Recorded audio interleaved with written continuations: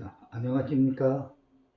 오늘은 제 8차 시 강의, 그러니까 건축시공 현장 실무 제 8차 시 강의 구조체 공사에 대해서 알아보겠습니다. 우리 구조체라면 건축공사 기초를 해놓고 구조체 종류에 따라서 목구조, 철근 콘크리트 구조, 그 다음에 철골 구조, 이렇게 재료의 종류에 따라서 구분을 하고 있습니다. 그러면 콘크리트 기초까지는 모든 건축공사는 동일하다, 이렇게 보면 되겠습니다. 자, 우리가 구조체 공사 중에서도 콘크리트 구조체 공사를 알아보기로 하겠습니다. 자, 콘크리트 공사 구조체는 어떤 구조체든 간에 목구조든 철골 구조든 콘크리트 구조든 가장 먼저 하는 것은 먹매기입니다. 이 먹매기면 똑같다. 자, 규준틀 중심선 위치에 박아둔 못, 그러니까 우리 가설 공사 중에서 야리가다라고 부르는 규준틀에 대해서 배웠습니다. 그 규준틀이 공사 완료 시까지 살아 있어야 된다. 그러니까 각재를 박아서 수평 규준틀을 설치하는데, 각재를 박아서 수평 규준틀을 설치하는 것은 단독주택이나 소규모 공사에 하는 거고, 제가 해외에 있을 때 사우디 재무성 건축물 공사 현장 전체 측량을 제가 담당을 하고 공사 감속들 수행 업무를 제가 하고 있었습니다. 그럼 그런 대규모 공사, 그러니까 제가 하던 공사는 사우디 재무성 건축물 신축 공사 현장이었는데, 그럼 그런 공사는 어떻게 하느냐? 자, 완공까지 수년씩 걸리는데 각재를 박아서 해놓으면 견디지 못하죠. 지름 약 12cm 정도 되는 말뚝을 받고 주위에 원으로 지름이 한 60cm 정도를 파내고, 말뚝 주위를 파내고 콘크리트를 쳐요. 그렇죠. 말뚝 자체가 견고하게 있도록. 그러니까 지름을 12cm로 박는 이유는 우리가 수평 규준틀 그 앞에서 배울 때는 각재를 갖다가 수평으로 설치하고 못을 박았는데, 이번에는 측량 기계로 정확하게 측량을 해서 각재 중심부에다가 못을 하나 박아요. 바로 정확한 위치에 X라인, Y라인 그 못을 박아서 그 못 위에다가 측량 기계를 채워서 실을 치는 게 아니고, 건축물 길이가 200m씩 되는데 실을 쳐갖고는 감당이 안 되죠. 중간에 쳐져 버리기도 하고 안 되니까 측량 기계를 그 자리에다 설치할 수 있도록 이렇게 해갖고 했습니다. 그래서 규준틀을 하면 공사 완료 시까지 있어야 된다. 통상적으로 국내에서는 목조주택인 경우에는 기초공사 완료 시까지, 그 다음에 아파트나 이런 공사들은 콘크리트 공사, 그러니까 꼭대기층까지 완료 시까지 있어야 됩니다. 슬라브에 그 센터박스라고 해서 구멍을 뚫어서 그 구멍으로 항상 줄을 내려서 다림추라고 하죠. 그 목수들은 사계볼이라고 하는데, 그 줄을 내려서 맨 기준점에 있는 먹을 갖다가 꼭대기층까지 따올려서 먹매김을 해서 공사를 하는 겁니다. 실제로 건축물은 올라가면서 약간씩 틀어질 수가 있죠. 콘크리트 치면서 흔들리고. 그래도 먹은 최하단에 위치해 있는 먹선 그대로 잡아서 올라가지면은 건축물 실제로 뼈대는 약간씩 좌측으로 기울었던 걸 다시 잡아서 하거나 우측으로 기울 수도 있고, 지그재그로 어떤 편차 안에서 기울어져 올라가면은 외부에 막으면 꼭대기층에서 아래층까지 실을 쳐놓고 직선으로 맞추게 됩니다. 그렇게 수직을 잡는 겁니다. 그래서 먹매김은 공사 그 기준틀은 공사 완료 시까지 있어야 되는 게 원칙이고, 샌드위치 판넬이나 목조주택에서는 일단 기초 공사 완료하고 먹 놓을 때까지는 무조건 있어야 된다. 뭐 공사 완공 시까지 있으면 더욱더 좋고, 건축물이 기울었나 수직으로 썼나 중간중간에 확인을 할 수 있기 때문에 굉장히 좋은 거죠, 있는 게. 자, 기준틀 중심선 위치에 박아둔 못에다가 그 간격을 50cm 또는 1m를 이격시켜서 기초 콘크리트 바닥에 기준목을 넣는다고 했는데, 자, 우리가 왜 그러면 이렇게 하느냐, 앞에서 본 그 기준틀을 한번 찾아보겠습니다.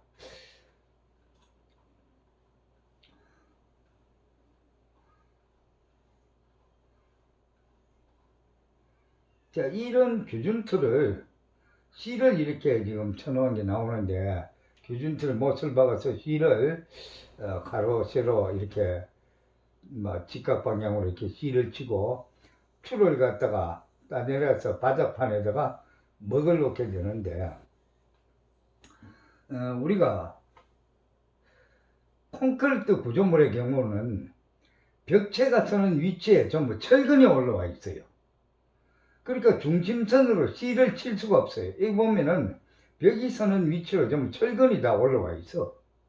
철근 사이에 C를 칠 방법이 없고, 또 철근에 실이 걸려서 직선이 나오지도 않고, 이런 철근들이 벽이 서는 위치마다 다 올라와 있어요. 그러면 이걸 피하려면 C를 갖다가 중심선에서 옆으로 50cm나 1m 정도 옆으로 띄워서 치면은 벽이 없는 선에서 C를 쳐줍니다. 띄워서 C를 쳐놓고 거기서 먹여서 벽의 위치를 재내는 거죠. 목조주택이나 뭐 판넬집 같은 경우는 철근이 없으니까 바로 되는데, 여기 보면 콘크리트 쳐놓은데 철근이 다 올라와 있어요. 이 철근 사이로 C를 칠 수가 없기 때문에 철근에서 50cm나 1m 정도 중심선에서 떨어져서 먹을 이렇게 주고 나면은 먹여서 다시 바깥으로 재내서 먹을 놓으면 됩니다. 벽이 서는 위치에다가. 그걸 갖다가 우리가 기준먹이라고 한다. 자, 그래서 기준먹을 넣고 기준먹을 기준으로 벽체 두께를 갖다가 다시 줄자로 재내서 먹을 넣는다. 그러니까 기준먹을 이와 같이 가로세로를 넣고 여기서 벽의 위치를 전부 다 재내서 다시 먹을 넣는다는 거죠. 자, 우리 현재 거는 목조주택을 짓기 위해서 기초를 쳤기 때문에 기초에 철근이 올라온 게 없어요. 뭐 판넬집도 이와 같이 하겠죠. 그러면 토대, 자, 네모도를 설치한다. 이 목조주택에서는 토대를 깐다 그러죠. 이 뭐 벽이 서는 테두리에 각재를 한번 깝니다. 이것처럼. 이게 이제 토대입니다. 자, 요거는 먹이다 이렇게 있고 먹으라는 게 있고, 지금 요 각재를 깔았는데 이게 네모도라고 해요. 또 우리말로 토대라고 하죠. 자, 이걸 왜 까느냐? 작업자가 콘크리트를 아무리 정확하게 쳐도 수평이 안 맞아요. 이 넓은 바닥에 뭐 30mm는 기본이고 많게는 50mm 이상 편차는 납니다. 그 차이를 줄이려면 막 기초 거푸집에 콘크리트 높이를 먹을 놓을 때 수평으로 C를 쳐놓고 그 2인치 못, 그러니까 50mm 못을 60cm 간격으로 촥 박아서 못을 보고 콘크리트 공이 그 평활하게 이렇게 나라치라 그러죠. 나라치를 하게 된다. 그러면은 편차가 좀 적고, 형틀 목수들 보고 이 콘크리트 높이 덴바라 그러죠. 현장에서는 덴바라 그러는데, 덴바 못 박아라 이렇게 하면은 1m 또는 뭐 2m 간격으로 한 개씩 대충 박아놔요. 그러고 나면은 콘크리트를 아무리 잘 골라도 50mm씩 차이가 납니다. 자, 그러면 왜 네모도를 까느냐? 목조주택도 역시 이와 같은 토대를 설치합니다. 왜? 수평을, 이 각재는 수평을 봐서, 수평에 딱 맞게 내배를 봐서 설치를. 여기 보면 밑에 합판 쪽 같은 걸 고았어요. 왜? 여기가 낮았기 때문에. 정확하게 이게 수평을 맞춰야 하는 이유는, 유로폼은 그 폼 타일로 긴결을 시키고 핀을 전부 박아서 하기 때문에 앞뒤 쪽이나 어느 한쪽으로 수평이 맞지 않으면 핀 구멍이 맞지 않아서 작업을 할 수가 없어요. 그래서 이 수평을 봐야 된다. 자, 콘크리트를 타설하고 거푸집을 해체하면은 이 각재됐던 자리가 상당히 보기 싫게 콘크리트 모양이 나오지만 그래도 문제되지 않는다. 왜 그러냐? 바로 이 부분 높이까지 이것보다 더 높게는 방바닥 마감이 되기 때문에 속에 묻히거나 뭐 사무실일 경우도 화강석 돌을 붙인다고 하면은 밑에다가 고름몰타를 50mm나 70mm 깔고 30mm 석재를 갖다 붙입니다. 우리가 바닥에 붙이는 돌은 다 30mm고 두께가 벽에 그 건축물 벽 외벽에 붙이는 돌의 두께는 20mm 화강석입니다. 간혹 가다가 뭐 보통 사람들이 그러죠. 외부에 돌 붙은 건물 보고 저거 대리석 붙었다. 그러면 굉장히 사람이 무식하다. 좀 나쁜 말로 표현하면 좀 무지한 거죠. 자, 우리가 대리석은 돌 1평방미터에 기본이 13만원 이상입니다. 제일 싼 것이. 그리고 대리석은 햇빛에 노출되면 다 균열이 생겨버립니다. 그래서 건축물 바깥에 붙은 거는 뭐 화강석이죠. 화강석, 거창석, 포천석, 문경석, 가파오, 석동 뭐 종류가 굉장히 많죠. 오석 종류도 있고 굉장히 많은 돌의 종류가 있는데 화강석이고 바닥에 붙이는 것도 대리석은 안 붙입니다. 대리석은 약하기 때문에 밟으면 다 깨집니다. 바닥에 대리석 모양으로 붙는 거는 대리석 타일이죠. 또 건물 외벽에 대리석 모양이 나는 걸 붙인 거는 대리석 타일입니다. 돌이 아니고. 돌은 건축물 외벽에는 화강석을 붙입니다. 자, 그래서 이 부분은 이걸 깔지 않으면 수평을 안 맞기 때문에 유로폼 작업이 안 된다. 콘크리트 건물도. 그 다음에 목조주택인 경우에도 바닥이 수평을 갖다 토대를 깔지 않으면은 수직을 맞출 수가 없어요. 수직을 못 맞춘다. 또 수직을 맞출 수 있다고 한들 굉장한 시간이 걸리고 목조주택의 사이사이에서는 새기둥, 스터드라고 하는데 스터드가 약 400간격으로 한 개씩 서게 되는데 그 기둥을 길이별로 일일이 다 잘라야 된다. 작업 진행이 너무 늦어서 작업이 되지 않는다. 그래서 토대라 하는 거는 목조주택이나 콘크리트 건물을 다 이걸 밑에 하단부에 깔게 돼 있고 샌드위치 파넬의 경우에는 토대 대신에 바로 베이스 그 유발을 깔게 되죠. 베이스 유발을 깔게 되면은 유발을 가지고 높낮이를 조정하거나 안 그러면 판넬을 유발 속에서 조금 들어서 나사못으로 박아서 고정을 시켜도 크게 문제가 되지 않습니다. 그리고 외부에 봐도 표시가 안 나고. 그 다음에 이 토대를 설치하고 난 다음에 거푸집을 설치하죠. 현재는 거의 유로폼을 하는데 제가 처음에 그 목조 작업을 할 때 전부 합판 거푸집이었습니다. 지금은 합판 거푸집을 사용할 줄 아는 기술자도 드물고 또 콘크리트, 순수한 콘크리트로 노출 콘크리트나 지장 콘크리트 마감을 할 때는 합판 거푸집이 필요합니다. 유로폼으로는 불가능합니다. 근데 그런 기술자도 드물고 또 아파트 현장에 가면 전부 유로폼이나 깽폼을 쓰는데 최꼭대기, 최상층 부분은 합판 거푸집입니다. 지붕 자체가 전부 경사지붕이기 때문에. 그래서 합판 거푸집인데 우리 비용이 얼마가 차이 나냐면 밑에 거푸집 하는 그 평당으로 도급받아 하는 돈하고 최상층하고 돈하고 3배 차이가 납니다. 그만큼 합판 거푸집이 고급 기술이고 또 그런 기술자가 드물다. 그래서 대부분 다 우리 벽체는 유로폼 거푸집을 하는데 거푸집은 하단에 토대 상단에 못으로 유로폼에 보면 그 목구멍이 돼 있어요. 유로폼 프레임이 좀 철로 되어 있는데 금속으로 되어 있는데 못을 박을 수 있는 목구멍이 따로 있고 빔 박을 수 있는 구멍이 따로 있습니다. 토대 상단에다가 90mm 못으로 고정을 시키고 우리가 90mm 못이라 그러는데 목수들은 3인치 항이라고 합니다. 3인치 반.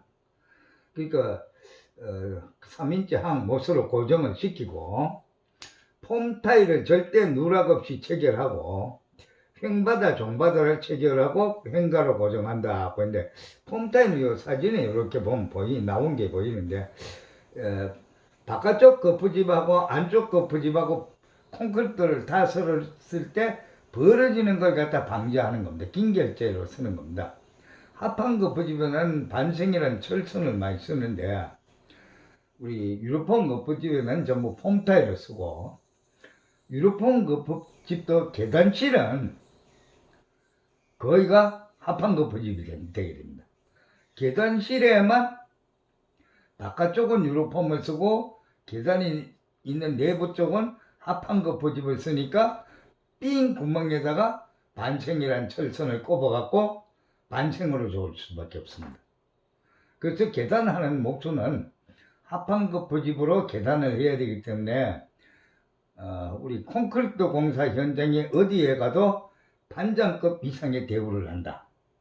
그 현장의 최고 기술자라고 본다. 이렇게 보면 되겠습니다. 그만큼 계단이 중요합니다. 뭐 목조주택에서 원목 계단도 마찬가지고 계단을 한다 이렇게 하면 최고 기술자로 봅니다. 자, 그러면 슬라브를 깔려면 내부에 거푸집부터 먼저 설치를 하고 내부 거푸집에는 여기 보면은 전기 복수라든가 콘센트짜리 복수라든가 이런 게 다 들어가 있죠.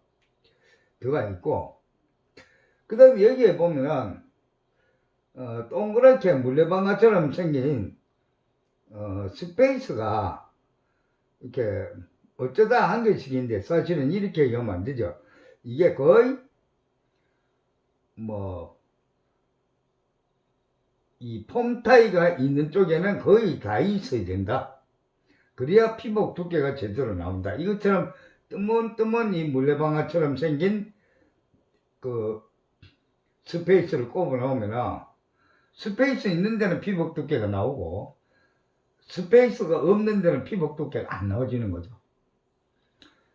자, 이 내부의 거푸집을 완료하고 슬라브를 깔고 난 다음에 바로 바깥에 거푸집을 대는데 바깥 부분에도 네모도가 다 깔려 있죠. 토대가 다 깔려 있는 겁니다. 자, 내부 거푸집을 설치하고 철근 배건을 하고 철근은 설계 치수에 맞게 정확히 철근 배건을 하고 반드시 철근의 피복 두께를 유지시켜야 한다. 이 피복 두께는 수직으로 된 거푸집에는 PVC로 된 스페이스, 슬래브 바닥에는 콘크리트 블록으로 된 이런 스페이스를 갖다 대야 된다. 이게 수직 거푸집용인데 이 철근 굵기에 따라서 요 크기가 달라요. 요 부분이. 그리고 여기서 철근 바깥 부분에서 물레방아처럼 생긴 최내단까지는 설계 치수에 맞는 콘크리트 피복 두께만큼 크기로 나옵니다. 그래서 설계 치수에 80mm가 되어 있으면 80mm, 40mm가 되어 있으면 40mm. 또 우리나라 건축물은 공기 중에 노출되는 부분은 40mm 이상으로 한다고 했는데 기둥이나 보는 40mm 이상인데 아파트 슬라브는 25mm를 합니다. 왜 25mm를 하냐? 자, 40mm를 하게 되면 슬라브 두께가 굉장히 두꺼워집니다. 현재 우리나라 구조체는 건축법상 200mm 이상이라고 되어 있는데, 자, 200mm 이상 하려면 두께가 맨 밑에 25mm 피복이 있어야 되고, 그 다음에 10mm 철근으로 슬라브를 깐다고 봤을 때 10mm 철근 두 가닥 이렇게 열십자로 깔리니까 그럼 또 20mm 두께가 있어야 되고, 상부에 또 25mm 피복 두께가 있어야 되고, 또 철근 두 가닥 20mm 있어야 되고, 그 두 개만 해도 90mm입니다. 그럼 가운데 공간이 100mm 정도 이렇게 남게 되는데 100mm 사이에는 뭐가 들어가죠? 아파트 그 상층 슬라브도 설비 배관이 우리가 변기 배관은 당장 100mm죠. 조금이라도 문제가 있으면 배관 자체도 하나도 안 들어가요. 그러니까 상부 철근과 하부 철근 사이에 설비 배관이라든가 급수관이라든가 뭐 이런 것들이 다 들어간다고 그랬어요. 전선관도 들어가야 되고. 그럼 들어갈 구멍이 없어요. 그러면 얼마를 해야 되느냐? 40mm 한다면 최소한 슬라브 두께가 270에서 300mm 나와야 돼요. 저 콘크리트 두께가 그만큼 많이 나오면 콘크리트라 하는 재료가 많이 들어가고, 재료가 많이 들어가면 인력품이라든가 펌프카라든가 모든 비용이 다 증가하게 되죠. 또 30cm 치는 콘크리트 두께하고 20cm 치는 콘크리트 두께에 따라서 슬라브 밑에 받치는 동발이 서포트 간격도 다 틀려져야 돼요. 하중을 콘크리트 무게가 그만큼 많기 때문에 훨씬 더 많은 동발을 세워야 되는데 그 비용이 다 들어가죠. 그럼 자꾸 비용이 증가된다. 서구 쪽에 그 미국 같은 나라에 뭐 아파트라든가 건축물 수명이 100년으로 되어 있는 거는 슬라브 피복 두께가 40mm 이상을 하는데 그만한 비용이 들어가는 거예요. 자, 그 다음에 그 내벽이 끝나면 슬라브 이제 거푸집을 설치하고, 내벽 거푸집 설치 후에 슬라브 거푸집을 하는 거죠. 내부 쪽에 있는 옹벽 벽체 거푸집을 다 대고 슬라브를 깔고, 그 다음에 슬라브 설치할 때는 먼저 멍에를 설치하고 동발이 서포트라고 하는데 우리 영어로 서포트입니다. 서포트인데 이게 이제 현장의 목소들은 사포드. 우리 그 시멘트 문화가 지구상에 처음으로 사용된 거는 약 한 6,000년 전에 사용을 됐고, 본격적으로 사용된 것이 3,000년 전부터 사용이 됐는데, 유럽 쪽에서 왔는 겁니다. 기술이, 시멘트 문화가. 그런데 이게 우리나라는 일본을 거쳐서 들어오다 보니까 일제강점기 때 이 시멘트 문화가 들어오게 되면서 일본 사람들 발음이 영어로 스포트라는 발음이 안 돼요. 그러니까 사포드. 그때 동원돼서 노역하던 사람들 입으로 전해져 내려오면서 우리나라 사람들도 자연적으로 사포드라고 한다. 사포드. 그래서 학술적으로는 우리말로는 동발이죠. 동발이. 자, 동발이 및 멍에의 간격은 슬라브 두께에 따라 간격이 틀려진다 그랬어요. 왜? 우리 생콘크리트, 그러니까 바닥에 다 처리해놓은 묽은 콘크리트를 생콘크리트라고 하는데, 생콘크리트 1루베는 2.4톤입니다. 그러니까 1루베는 부피로 따지죠. 자, 1루베는 2.4톤인데 슬라브 두께가 150mm 미만 되면은 동바리의 간격은 1.5m 이내로 하고, 두께가 300mm 미만일 때는 동바리 및 멍의 간격이 800mm 이내에 됩니다. 800mm 이내. 그만큼 힘을 많이 받는 거죠. 슬래브 두께가 500mm 미만 이렇게 돼버리면, 500점 굉장히 두껍죠. 500mm 정도 치는 거는 교량 중에서 우리 통슬래브 교량, 뭐 진공 슬래브 교량은 뭐 거의 1m 정도도 칩니다. 근데 통슬래브 교량은 500mm 정도 치는데, 이런 경우에는 동바리 간격이 600 이내 간격으로 써야 된다는 거죠. 그럼 동바리 숫자만 해도 굉장히 많이 들어가고 여기에 대한 품위 소요가 되겠죠. 자, 동바리는 오와 열을 맞추어서 가로 세로 열이 딱 맞게 설치가 돼야 된다. 그 다음에 설치하고 동바리의 중간 높이에 수평 연결재, 후리도매라고 합니다. 현장에서는 후리도매라고 하는데, 수평 연결재를 동바리하고 동바리를 가로 세로로 전부 다 엮어줍니다. 뭐 비계 파이프로 엮는 수도 있고 한 19mm 철근을 갖고 엮는 수도 있습니다. 엮어서 동바리가 각자 노는 게 없도록, 콘크리트 치면은 사람이 뭐 중량을 싣고 이렇게 밟고 있으면 흔들리겠죠. 그걸 방지하기 위해서. 그 다음에 가로 방향과 세로 방향으로 가시에는 45도 각도로 이렇게 설치를 해서 좌굴되는 걸 방지하는 겁니다. 그래서 설치해서 좌굴 방지 시설을 반드시 해야 하고, 장선의 간격은 300mm 이내로 하고, 바닥판 판재는 내수압판 두께 12mm 이상으로 합니다. 그런데 가시와 수평 연결재, 멍에 동바리 간격을 엄격히 지키지 않으면 콘크리트 타설 중 붕괴 사고의 원인이 된다. 첫 번째 붕괴 사고의 가장 큰 원인이 가시를 설치하는 겁니다. 여기에 보면은, 여기 서는 서포트가 동바리죠. 동바리. 그리고 요것과 요것의 간격을 갖다가 동바리 간격이라고 했고, 여기 이렇게 보면 가로로 되어 있는 이것들이 멍에입니다. 멍에가 동바리 간격하고 같은 간격으로 설치가 되고, 동바리 위에 이렇게 지금 여기 파이프를 갖다 깔아놨는데, 파이프도 많이 깝니다. 옛날에는 전부 순수한 각재를 깔았는데 지금은 파이프를 많이 씁니다. 이 비계용 파이프를 갖다 깔고 하는데, 요것이 장선이라 그럽니다. 멍에 위에 얹히는 게 장선이다.